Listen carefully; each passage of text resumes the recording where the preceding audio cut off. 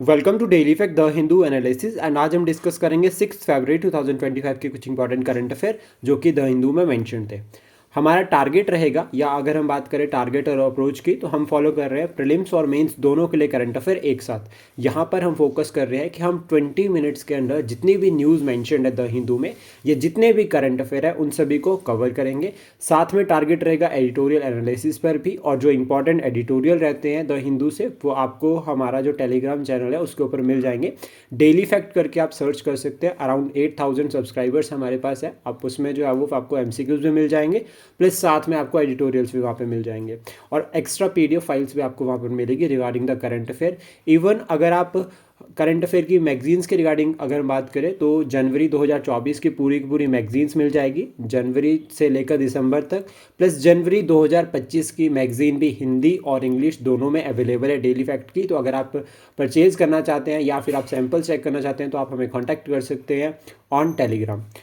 साथ में यहाँ पर हमारा एक फोकस और भी है कि हम PYQs यानी कि जो प्रीवियस ईयर क्वेश्चंस रहते हैं उनको प्रॉपर एनालाइज करते हैं, और फिर जो करंट अफेयर हमारे होते हैं प्रॉपर उसी तरह से ही जो है वो हम प्रेजेंट करते हैं। तो चलिए डिस्कस करते हैं आज के कुछ इंपॉर्टेंट करंट अफेयर। सबसे पहली जो न्यूज़ है वो सेबी से लिंक करते हैं। सेबी आजकल काफ़ी न्यूज़ में चल रहा है, और अगर हम बात करें इस टॉपिक को लेकर तो एग्ज़ाम में एक बार क्वेश्चन बन रखा है कि सेबी कौन से ईयर में बनाया गया है। इसके कन्फ्यूज़न रहता है ईयर को लेकर, क्योंकि काफ़ी लोग ये मानते हैं कि 1988 में जो है वो सेबी को सबसे पहले बनाया गया था। तो अगर एग्ज़ाम में 1988 और 1992 दोनों ईयर आ जाए तो कन्फ्यूज़न रहता है कि कौन सा सही होगा। वैसे इतना कन्फ्यूज़न मतलब एग्ज़ाम में डायरेक्ट नहीं आएगा, 1992 को ही माना जाता है, लेकिन ये ईयर में कहा गया है कि सबसे पहले सेबी बनाया गया था। सेबी यानी कि security and exchange board of India, ठीक है। ये एक्ट के थ्रू बना है, तो दैट मीन्स से स्टैट्यूटरी बॉडी है, कॉन्स्टिट्यूशनल बॉडी नहीं है, हमारे संविधान में मेंशन नहीं है। तो कौन सी कॉन्स्टिट्यूशनल बॉडी है कौन सी नहीं है, इस तरह से भी क्वेश्चन बन जाता है। नेशनल ह्यूमन राइट कमीशन, क्या national human right commission constitutional body है या नहीं, ये आप कमेंट बॉक्स में बता सकते हैं। देन उसके बाद सेबी को by an act of parliament बनाया गया है, सेबी एक्ट 1992, यानी कि जो स्टैट्यूटरी बैकअप है वो 1992 में मिला है। सेबी का जो मेन काम है रेगुलेट करना, ये एक रेगुलेटरी अथॉरिटी है फॉर कैपिटल मार्केट्स। जो कैपिटल मार्केट यानी कि हम अगर कोई इन्वेस्टमेंट कर रहे हैं तो जो सेबी है वो हमें पूरा जो रेगुलेट करेगा, हमारी जो इन्वेस्टमेंट होगी उसको सिक्योर करेगा ताकि हमें नुकसान ना हो। ये मेन टारगेट है, यानी कि हमारे जो इंटरेस्ट है, ठीक है, जो इन्वेस्टर्स हैं उनके इंटरेस्ट को सिक्योर करना इसका मेन टारगेट रहता है, स्पेशली इन सिक्योरिटीज़। देन उसके बाद सेबी को जो है वो एक चेयरमैन हेड करता है, और जो चेयरमैन है अभी पहली जो है वो महिला चेयरमैन बनी, यानी कि फर्स्ट वुमेन चेयरमैन मधाबी पूरी बूच, उनको लेकर भी जो है वो काफ़ी जो है वो ये तो जो है वो सेबी न्यूज़ में भी था। नेक्स्ट उसके बाद मिशन शक्ति। मिशन शक्ति वुमेन एम्पावरमेंट के रिगार्डिंग अगर आप अपने आंसर में इसको एज एन एग्जाम्पल लिखते हो तो आपको बोनस नंबर मिल सकता है, मतलब एक्स्ट्रा मार्क्स मिल सकते हैं। सेबी की अगर हम बात करें तो ministry of women and child development ने इसको शुरू किया था 2021 में। मेन टारगेट क्या है इसका, ये कंप्रेहेंसिव प्रोग्राम है to empower women in India. अभी जैसे आप यहाँ पर लिख रहे हैं, ठीक है, आपने इंट्रोडक्शन लिख दी कि सेबी जो है वो introduce launched by the minister of women and child development in 2021। Then उसके बाद यहाँ पे विजन या फिर ऑब्जेक्टिव लिखो।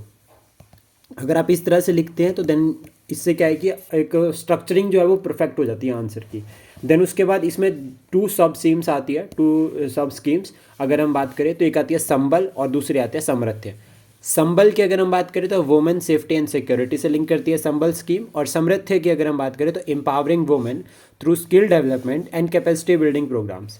तो यहाँ पर हम ओवरऑल क्या बात कर रहे हैं, वुमेन एम्पावरमेंट की। देन उसके बाद सुप्रीम कोर्ट का रिसेंट वर्डिक्ट। सुप्रीम कोर्ट ने तानवी बहल वर्सेस श्रीले गोयल एंड अदर केस 2025 में ये कहा, सुप्रीम कोर्ट ने ये डिक्लेयर किया है कि domicile based reservation for the PG medical admissions are unconstitutional. अब जब भी यहाँ पर एक वर्ड आ रहा है unconstitutional, that mean judicial review की पावर। तो सुप्रीम कोर्ट के पास जुडिशियल रिव्यू की पावर है। अगर कोई भी कोई भी कानून, कोई भी ऑर्डर बेसिक स्ट्रक्चर को इफेक्ट कर रहा है या फंडामेंटल राइट को इफेक्ट कर रहा है तो उसको नल और वॉइड जो है वो सुप्रीम कोर्ट डिक्लेयर कर सकता है, और ये बताया गया है आर्टिकल 13 में, specially in case of fundamental right. तो वो आर्टिकल 13 से लिंक करता है। नेक्स्ट उसके बाद जो यहाँ पर हमें समझना है वो ये कि डोमिसाइल कोटा होता क्या है। डोमिसाइल का मतलब क्या हो गया कि स्टेट क्या करती है जब अलोकेट करती है, ठीक है, portion of PG medical seats to candidates who are the resident of the state, मतलब अपने ही स्टेट के जो स्टूडेंट्स हैं, पीजी स्टूडेंट्स, उनके लिए जो है वो कुछ पोर्शन टोटल सीट्स का जो है वो रिजर्व करना, इसको कहा जाता है डोमिसाइल बेस्ड कोटा। और सुप्रीम कोर्ट ने ये कहा कि राइट टू इक्वालिटी को वॉलेट कर रहा है, जो कि आर्टिकल 14 में मैंशनड है। और प्लस साथ में एक ये हो गया, दूसरा नेशनल इंटीग्रेशन को लेकर भी यहाँ पर जो है वो कंसर्न रहते हैं, क्योंकि ये इससे क्या हो रहा है कि जो स्टेट के बीच में ट्रशल हो सकता है और नेशनल इंटीग्रेशन को इफेक्ट कर सकता है। तो सुप्रीम कोर्ट ने 2 कारण जो है यहाँ पर बताए हैं स्पेशली इस वर्डिक्ट को लेकर। नेक्स्ट उसके बाद है माना मित्रा। माना मित्रा एक व्हाट्सएप बेस्ड गवर्नेंस प्लेटफॉर्म है जिसको आंध्र प्रदेश की सरकार ने लॉन्च किया है। यहाँ पे सरकार का विज़न क्या है, देखो सबसे पहला है कि गवर्नमेंट सर्विसेज जो है वो मोर एक्सेसिबल बनाना सिटीजन के लिए, ताकि सरकार की जो जितनी भी स्कीम्स है, पॉलिसीज़ है, वो लोगों तक बहुत आसानी से पहुँच जाए। फिर उसके बाद डिजिटल गवर्नेंस को प्रमोट करने का टारगेट भी है। देखो सबसे पहले होती थी गुड गवर्नेंस, गुड गवर्नेंस से अब हम पहुंच गए ई गवर्नेंस यानी कि डिजिटल गवर्नेंस की तरफ। प्लस साथ में यहाँ पर यह भी कहा जा रहा है कि पब्लिक प्राइवेट पार्टनरशिप को जो है वो और एंगेज करेंगे और प्रमोट करेंगे। एंड साथ में इससे क्या क्लियर होता है, इसका सिग्निफिकेंस अगर हम बात करें तो गवर्नमेंट क्या है, अकाउंटेबल हो रही है और ट्रांसपेरेंट हो रही है। गवर्नमेंट क्या हो रही है, अकाउंटेबल और ट्रांसपेरेंट, तो इन दोनों को साथ में जो है वो लर्न किया जा सकता है। देन उसके बाद ई गुरविन का अगर हम बात करें यहाँ पर 13th एडिशन, तो ये मालदीव्स में हुआ है इस बार, और इंडिया और मालदीव्स के बीच में ये बाइलेटरल मिलिट्री एक्सरसाइज है। It is bilateral military exercise between India and Maldives. और मालदीव्स के रिगार्डिंग अगर बात करें तो 13th एडिशन जो है वो मालदीव्स में होगा। मालदीव्स की जो कैपिटल है वो आप कमेंट बॉक्स में बता सकते हैं, मालदीव्स की कैपिटल कौन सी है, काफ़ी न्यूज़ में थी। और 2014-15 में एक इंडिया आउट कैंपेन यहाँ पर चलाया गया था। इंडिया आउट कैंपेन जो है मालदीव्स में चलाया गया था। मालदीव्स का जो अगर हम बात करें एक्सरसाइज का, तो इसका एक्सरसाइज का जो मेन टारगेट है वो मिलिट्री कॉपरेशन को प्रमोट करना, पहला पॉइंट, और दूसरा स्ट्रेंथन करना डिफेंस टाइज, जो भारत और मालदीव्स के बीच में डिफेंस टाइज है उसको स्ट्रेंथन करना यहाँ पे टारगेट है। 12th एडिशन जो है वो इंडिया में हुआ था, उत्तराखंड में, और उत्तराखंड पहली स्टेट बना है आफ्टर इंडिपेंडेंस जिसने यूनिफॉर्म सिविल कोड को जो है वो इम्प्लीमेंट कर दिया। Uniform civil code mention under which article of the constitution, ये आप कमेंट बॉक्स में बता सकते हैं। देन उसके बाद नेक्स्ट जो टॉपिक रहेगा that is regarding the Delhi election. और ये कहा जा रहा है इस बार कि 60% जो है वो पोलिंग यानी कि वोटिंग जो है वो रिकॉर्ड की गई है, ठीक है, दिल्ली इलेक्शन में। 2020 में अगर हम बात करें तो 62.59% थी, और 2015 में 67.67% थी। तो यानी कि जो इलेक्शंस में लोगों की भागीदारी है, वोटिंग है, वो कम होती जा रही है, वोटिंग शेयर कम होते जा रहा है। तो ये कंसर्न है हमारे लिए, स्पेशली जब हम बात करते हैं डेमोक्रेटिक फॉर्म ऑफ गवर्नमेंट के बारे में। देन उसके बाद नेक्स्ट है नारकोटिक्स नेटवर्क, ठीक है, बैकिंग इनफिल्ट्रेटर्स इन JNK। इनफिल्ट्रेशन से रिलेटेड जितनी भी एक्टिविटीज़ होती है, अभी अमित शाह जी जो कि हमारे यूनियन होम मिनिस्टर है, उन्होंने ये कहा कि जो नारकोटिक नेटवर्क है वो उसको बैक कर रहा है। बैक कैसे करेगा, उसको पैसा प्रोवाइड करेगा। तो फंडिंग का एक हो गया पॉइंट, ठीक है। सेकंड उसके बाद इन्फिल्ट्रेशन कैसे एंटर होंगे, वो पूरा प्लानिंग वगैरह ही करते हैं।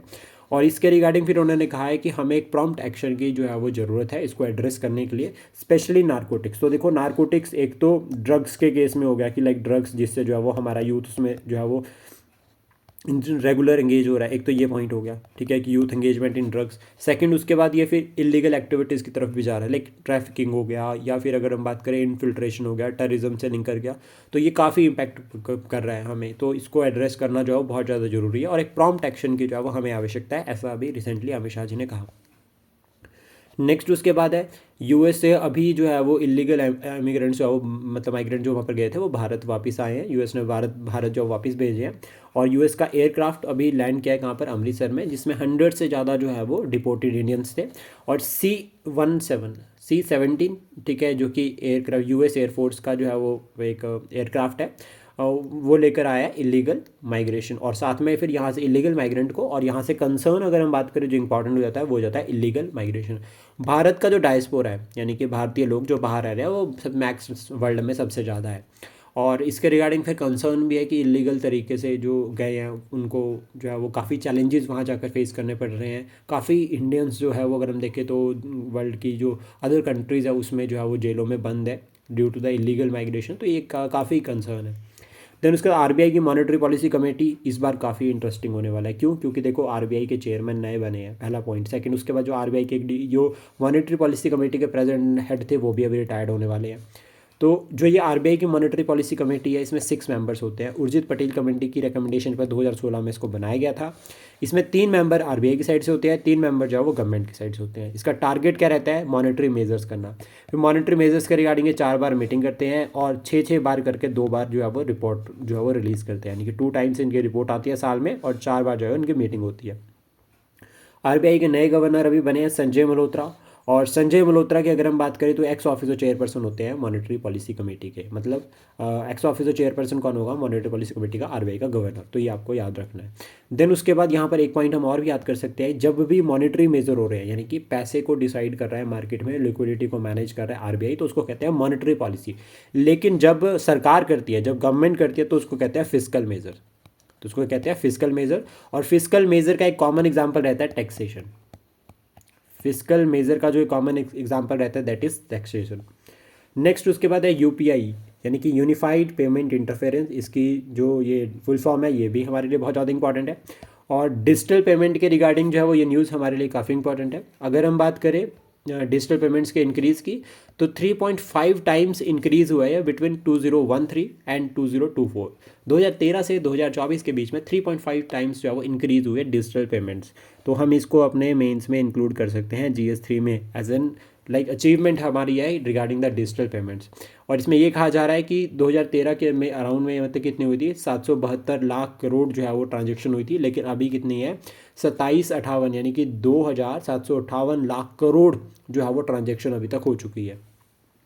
तो इसमें ये देखा जाए, इसमें ये कहा जा रहा है कि 10 फोल्ड इंक्रीज जो है वो डिजिटल पेमेंट में हुआ है। और डिजिटल पेमेंट को और प्रमोट करने के लिए सेंट्रल बैंक डिजिटल करेंसी को भी लाया गया है, जो कि ई-रूपी है। और ये मतलब एक हमारी जो है वो डिजिटल करेंसी है, और आरबीआई जो है वो इसको पूरा जो है वो ध्यान रख रहा है। नेक्स्ट उसके बाद है वेस्टर्न घाट। वेस्टर्न घाट की अगर हम बात करें तो काफ़ी न्यूज़ में चलते हैं वेस्टर्न घाट। और स्पेशली अगर हम बात करें रिगार्डिंग द केरला में जिस तरह से लैंडस्लाइड्स और फ्लड्स देखे गए, उसकी वजह से काफ़ी जो है वो न्यूज़ में आ गए थे वेस्टर्न घाट। तो अभी भी इंपॉर्टेंट है और काफ़ी जो है वो उसको लेकर चर्चा चल रही है। देखो बेसिक अगर हम बात करें तो गुजरात से लेकर तमिलनाडु तक एक्सटेंशन है। तो यहाँ पर हो गया महाराष्ट्र, देन इसके बाद कर्नाटका, फिर यहाँ पर हो गया गोवा, फिर उसके बाद आपका हो गया ये कर्नाटका वाला रीजन हो गया, देन उसके बाद ये महाराष्ट्र हो गया। और फिर उसके बाद यहाँ पर अगर हम बात करें तो this is the Kerala region का, जिसकी वजह से न्यूज़ रहता है। और तमिलनाडु में वेस्टर्न घाट और ईस्टर्न घाट दोनों आपस में एक जगह पे मिलते हैं। वो जगह कौन सी है वो आप कमेंट बॉक्स में बता सकते हैं। अब जो ये वाला जो रीजन है इधर, ठीक है, इसको कहा जाता है कोंकण। और जो नीचे वाला रीजन है इधर साउथ वाला, यानी कि केरला वाला रीजन, इसको कहा जाता है मालाबार। तो ये बिल्कुल बेसिक्स है जो आप याद कर सकते हैं। वेस्टर्न घाट को महाराष्ट्र में सह्याद्री कहा जाता है,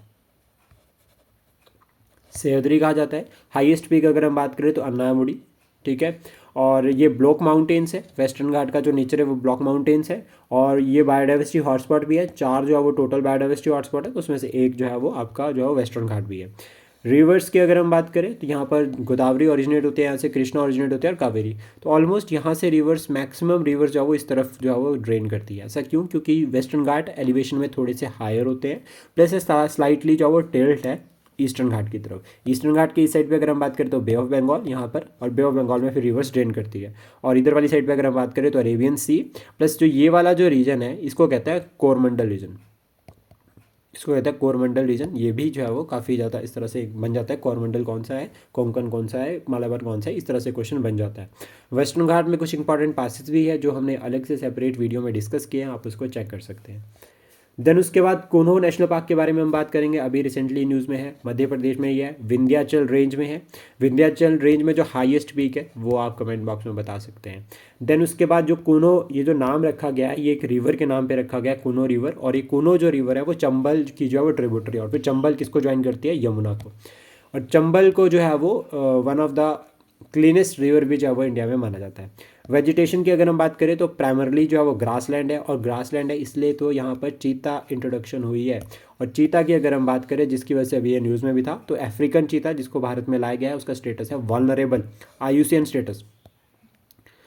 और जो एशियाटिक चीता है उसका जो स्टेटस आता है दैट इज़ क्रिटिकली एंडेंजर्ड। तो एशियाटिक चीता क्रिटिकली एंडेंजर्ड और अफ्रीकन चीता हो गया वल्नरेबल।